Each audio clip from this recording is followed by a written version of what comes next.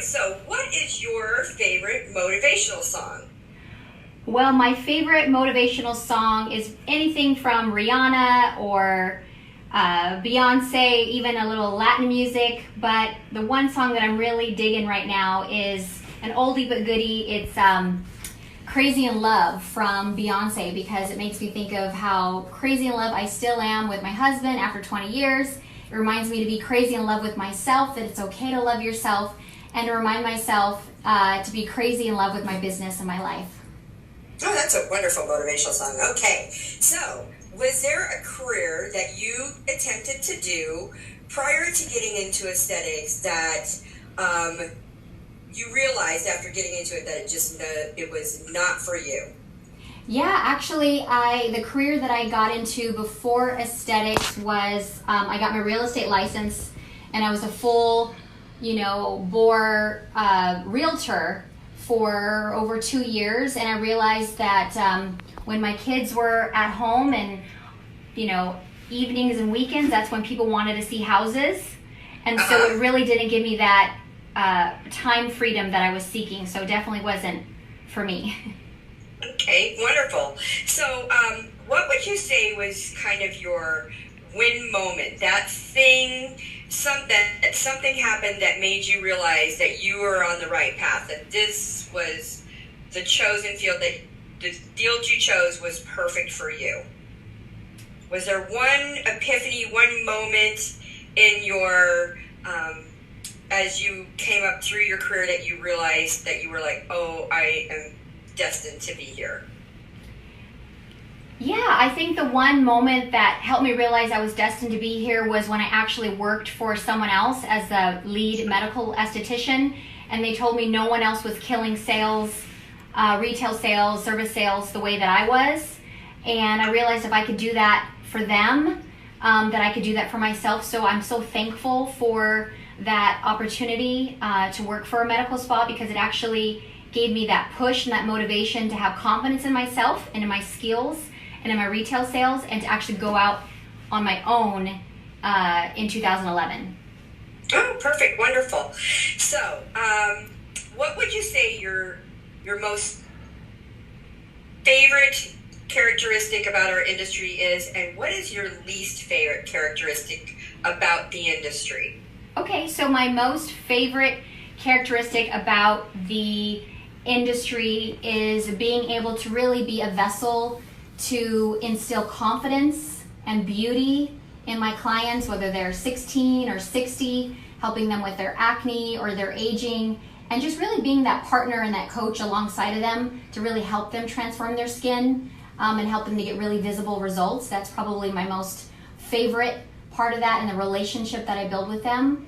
My least favorite part of our industry would be women or men who are in this industry who really don't realize that they can be successful, and that they feel like they have to really deeply discount, and to realize that actually what we do, there's no price tag to it. And so I feel like that's really the part that's disheartening to me, is those that feel like they have to go quote unquote get a real job, when I know through personal experience the lifestyle and the freedom that this industry has given me and my family. It's wonderful, wonderful. What advice would you give to your younger self? Oh gosh, that's a good question. What advice would I give to my younger self? Oh, I would tell my younger self to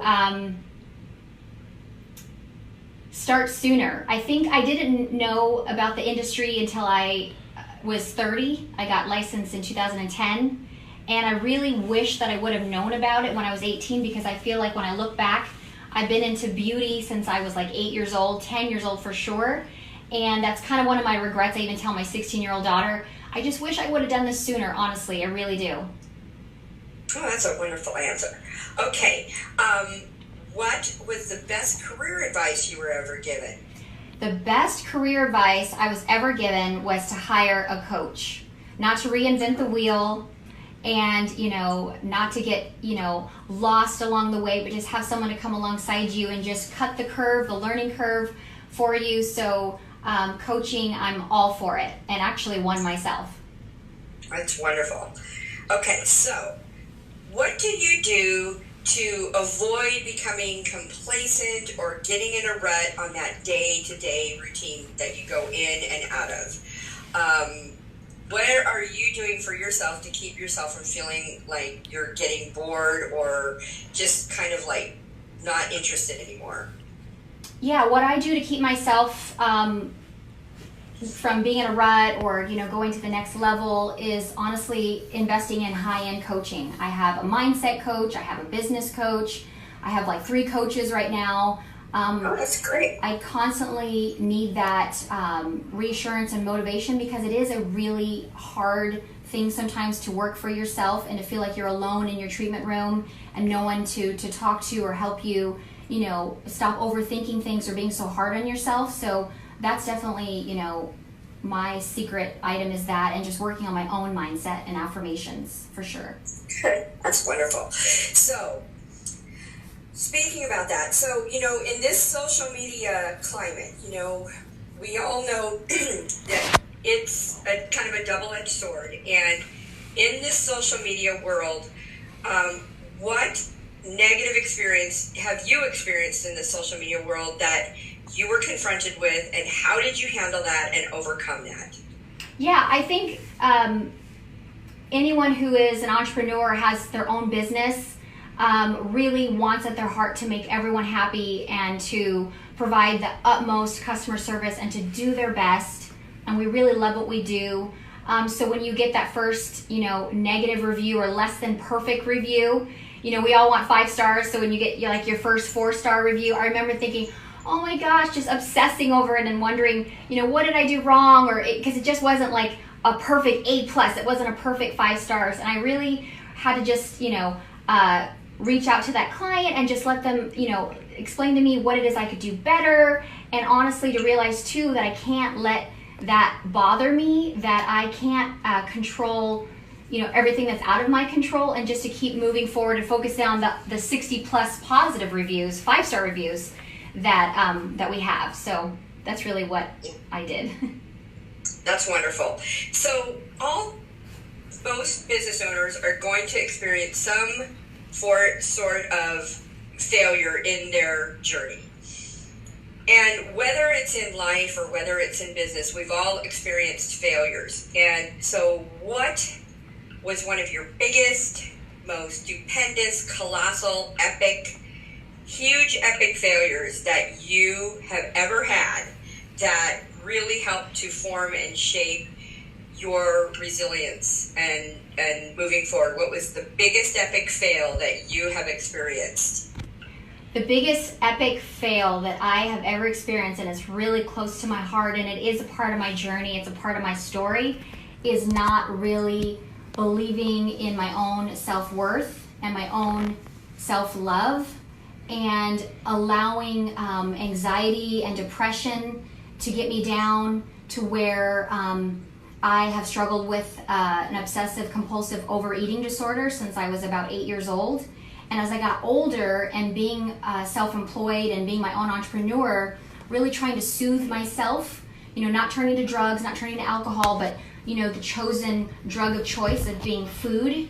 And for me, my most epic, failure in that is that I really lost control of my body. I lost control of my weight. I gained over 100 pounds because I really didn't love myself and almost sabotaged myself. I was, wanted to be successful, pushing to be successful, yet deep inside didn't really believe that I was worthy of it.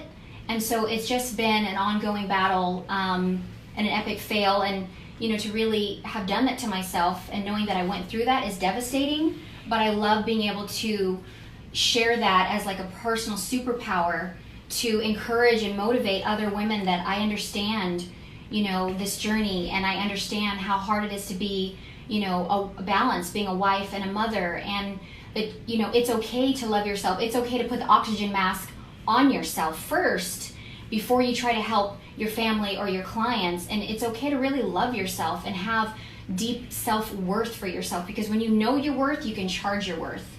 And it's all connected for me personally. So that's definitely my most epic failure, is letting my body go and gaining 100 pounds.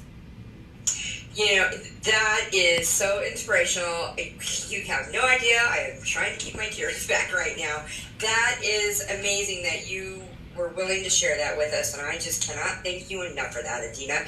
I will bet you there are going to be plenty of men and women both who totally know that feeling, you know, where we reach out for something to fill the void without really looking to ourselves first. So I am so looking forward to meeting you in Hawaii. Me too. And I'm so excited for what you're going to bring to the table. And again, please, just if there's anything specific in your that I can't already find on your Facebook page and your home page on your website and everything, I really want to give you all of our speakers just a really wonderful opening credit before you come out to visit with all of us and share your information.